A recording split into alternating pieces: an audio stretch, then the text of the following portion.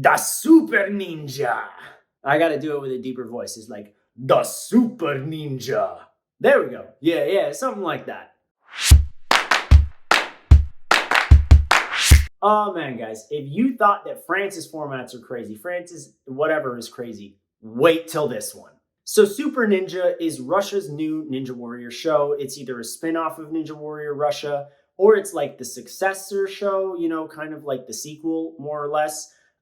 Basically, Ninja Warrior Russia is not happening, but two of the hosts from Ninja Warrior Russia are on Super Ninja. You've got some ninja obstacles, some Ninja Warrior Russia competitors, and they're back in a new format, new competition that I honestly enjoyed.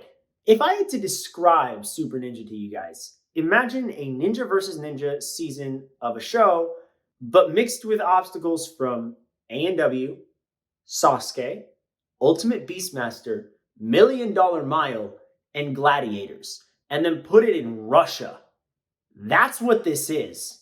And to me, that's where the biggest appeal of the show was, because having the bamboo forest from $1 Million Mile, or the Hariyama, as it's referred to on Sasuke, the end of stage 1 in Sasuke 1, we had Spring Forward, the Unstable Bridge, and the Narrow on the same course. And it was a race course. The Deadbolts from Ultimate Beastmaster show up. You have rings and cannonballs. And oh my gosh, the course was absolute nostalgia, nutso crazy stuff. I'm getting ahead of myself. Let's break down the format. Super Ninja works kind of like Ninja Warrior, but also not. It starts off with qualifier courses, and it's 5 obstacles on the qualifier course, but every obstacle has a ring at the end of it, and you grab the ring to officially clear the obstacle and move on to the next one. And you have to get through as many as you can. The top 10 from the qualifiers will race each other, first versus 10th, second versus 9th, etc.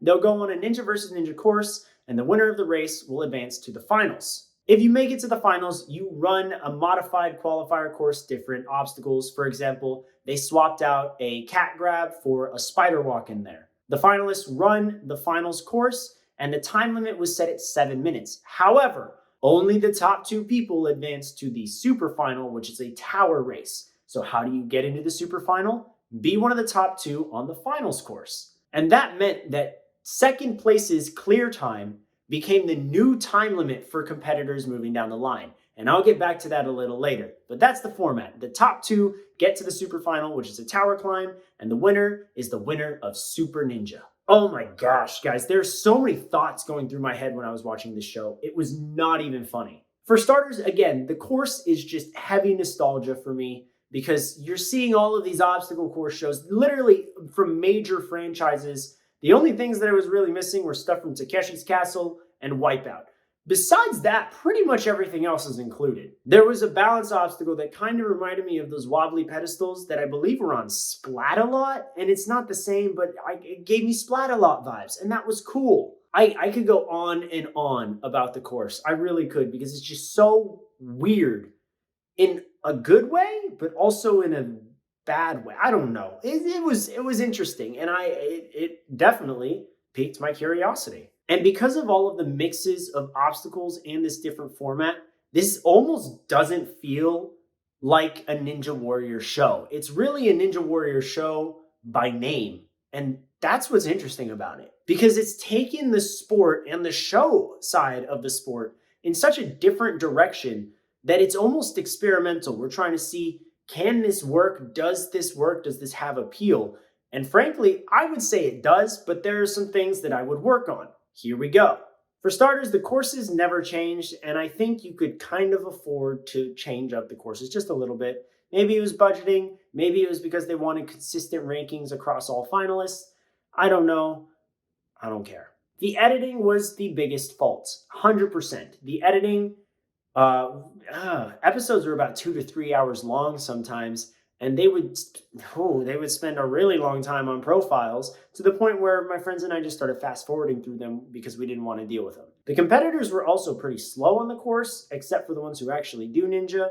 And I need to break that down for a second, because frankly, some of these runs being this long are skill issues. It is not the course's fault, whatever. I look at this course and I think that it's something that can genuinely be done in 3 minutes or less, at the very most. However, a fast clear time was like 4.5 minutes. That was considered fast. But for about half of them, I'm going to give them slack. And why? It rained like a lot. There were about 3 or 4 episodes out of the 7 qualifiers where the entire course was just soaked. And that also meant that because so many people were failing because of the rain, people were taking longer, trying to be more cautious, and it was boring. Not to mention, there would be entire episodes of Super Ninja with 0 clears at all in the qualifiers. And that is bad TV. Now, again, I can't fault production. I can't fault the competitors. No one can control the weather like that. So it's not their fault. But was it fun to watch? No. The episodes where the course was dry were pretty entertaining.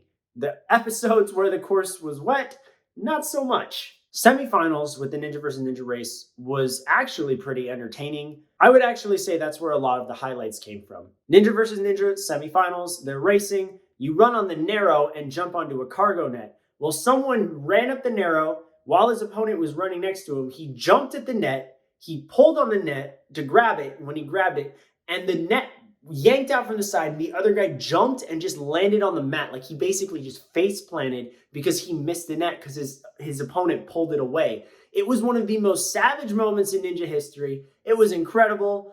And that was fun. They had a couple women make it into the semifinals, and they would give the women a 10-second head start.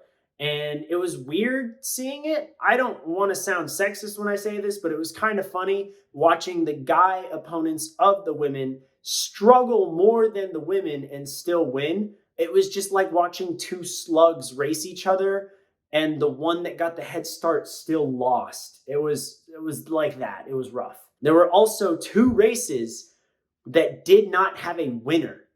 Yeah, there were supposed to be 35 people making it to the finals. Only 33 did because the final obstacle, which is a lumberjack climb mixed with a rope climb from Sasuke. You know, the old school one where you put your feet on the platform. Yeah, it was a mix of those 2. Because it was all wet, no one was clearing them, and so they just DQ'd both of them, and they just stopped it there. Never seen that before.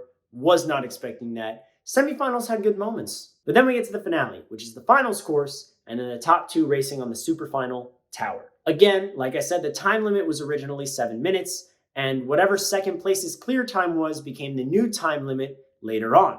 Now, I liked this and I didn't like this. I'll start with why I didn't, because sequentially it comes first. In the first episode of the finale, the time limit was pretty much 7 minutes, 6:45. It didn't go down a lot. And so because of that, competitors were moving really slow because they knew that they could take time. They were trying to calculate. They were being cautious.